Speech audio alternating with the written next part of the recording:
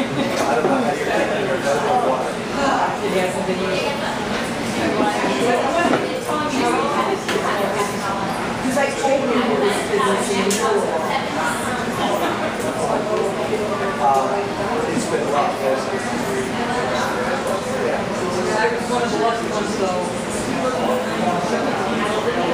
I had a very, very dear friend of ours, very strong. It helped me in that respect.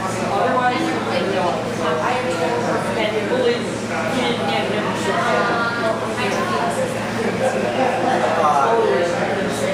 Small businesses are dying. I've seen more people lose their businesses. Personal friends of mine. He says this business is just going to be No, I live blocks from the gas centers that Now you got it from that. I will.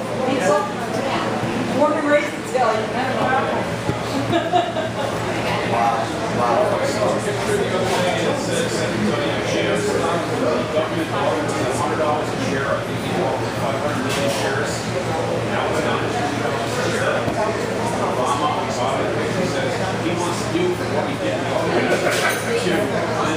and understand, even their number right now is what?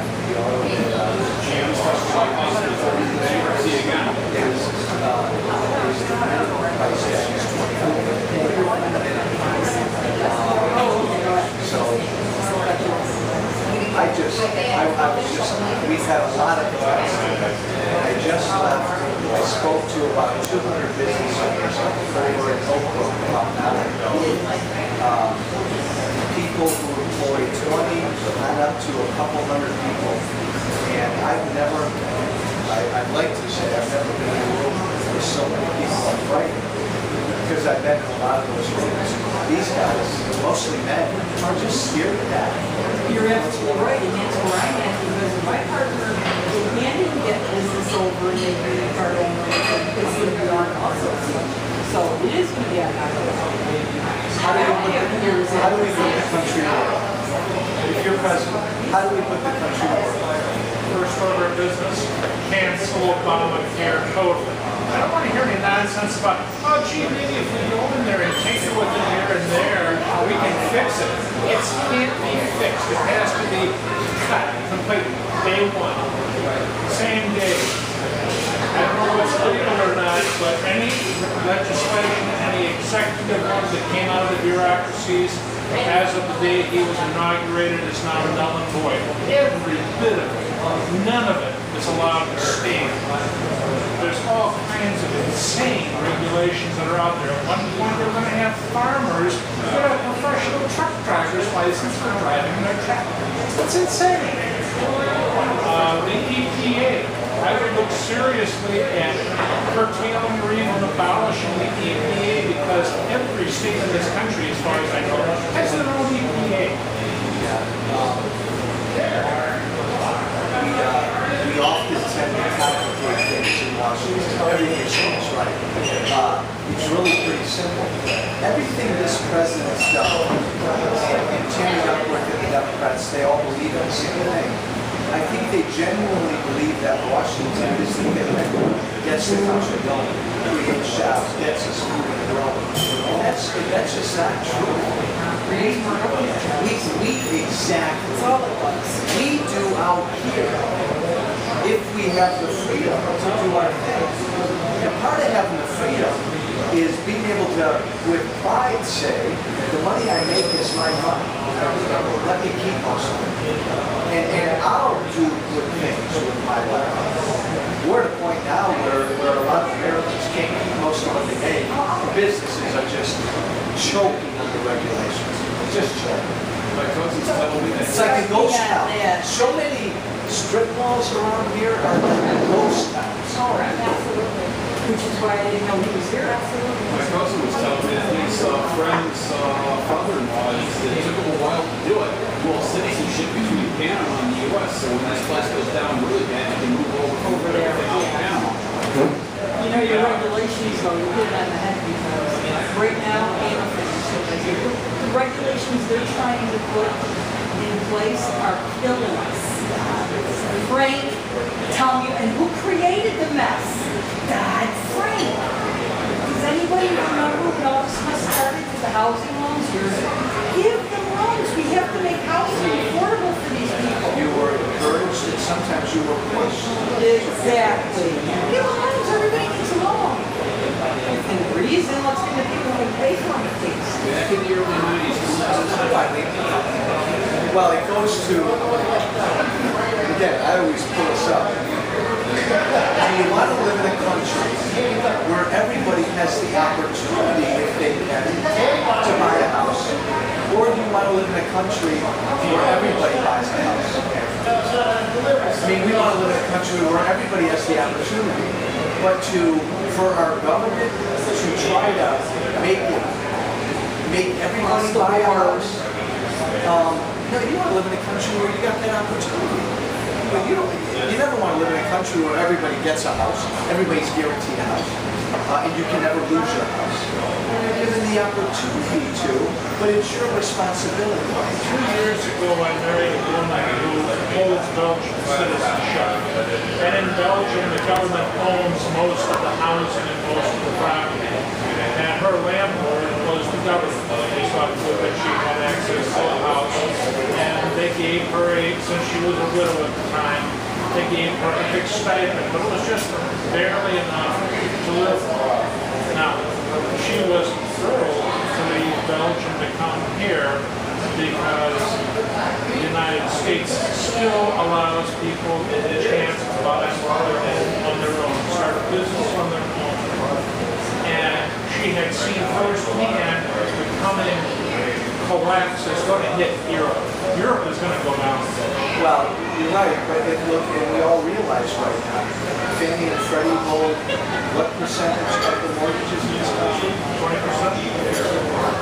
Close to 90. 90? yeah.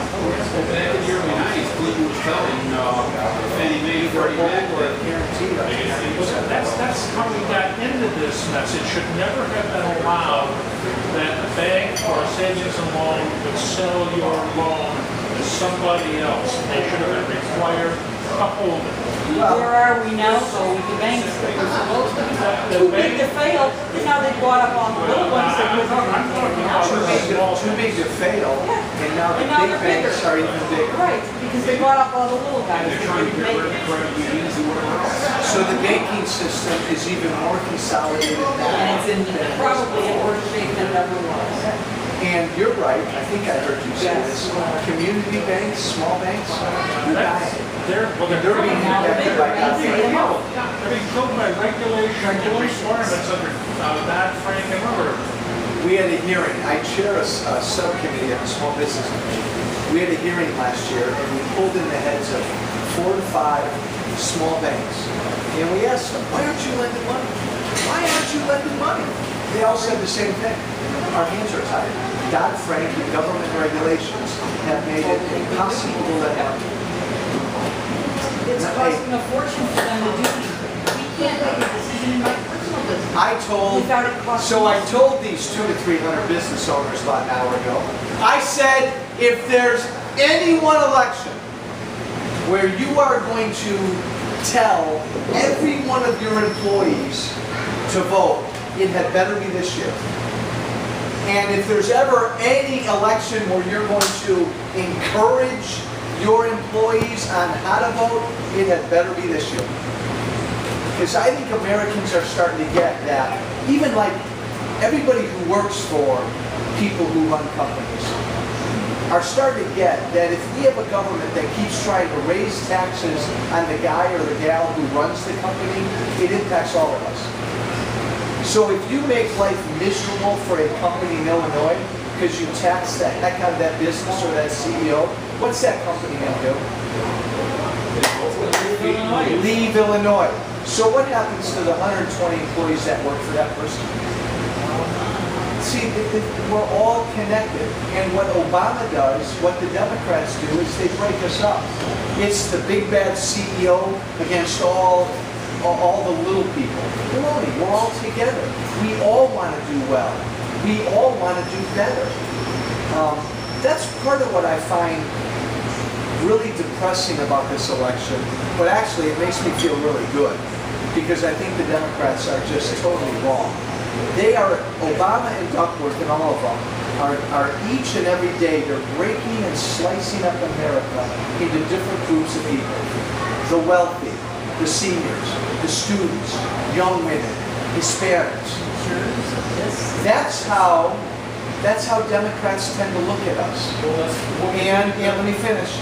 That's how they tend to look at us, as groups to play against each other.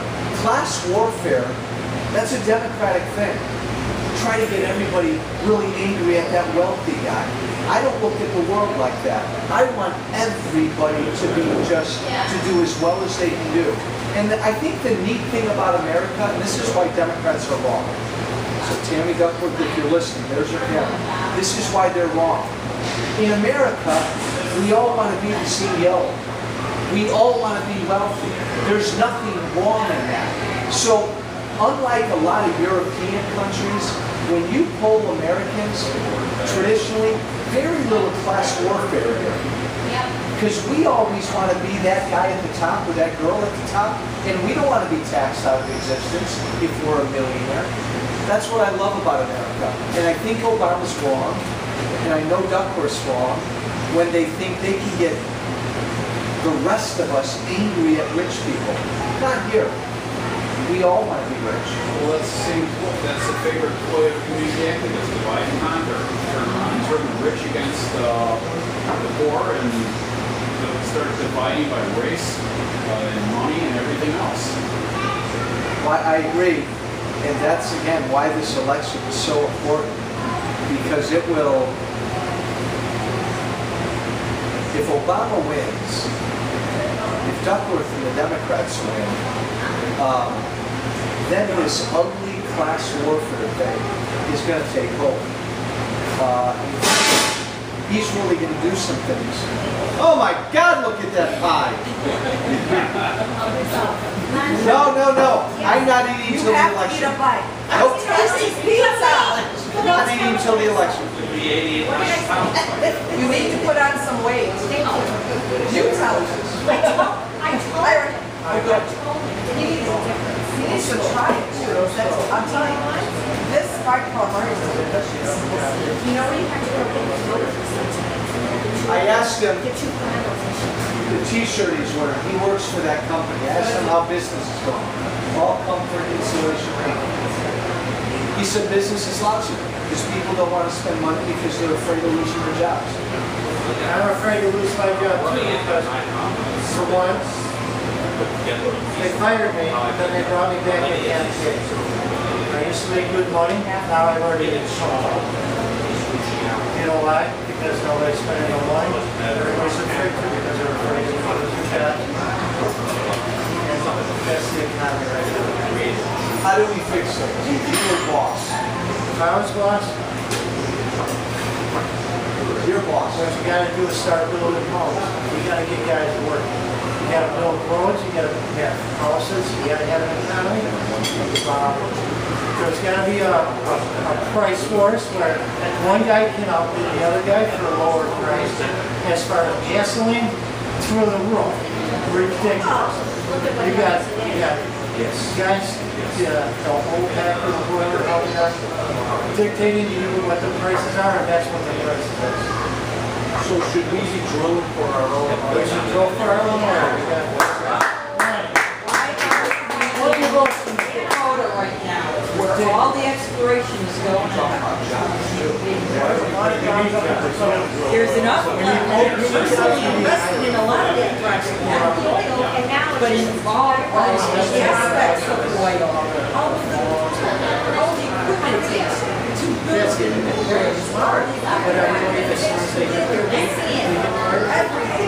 Get yourself into that. Get yourself into that. Every single one of my clients are invested in that registration because that's where it's at. And if they don't start drilling your hole, Keystone Pipeline, energy jobs. These are good jobs. they're there now. It's only going to happen if you stop saying, you can't drill offshore, you can't drill on. Exactly. They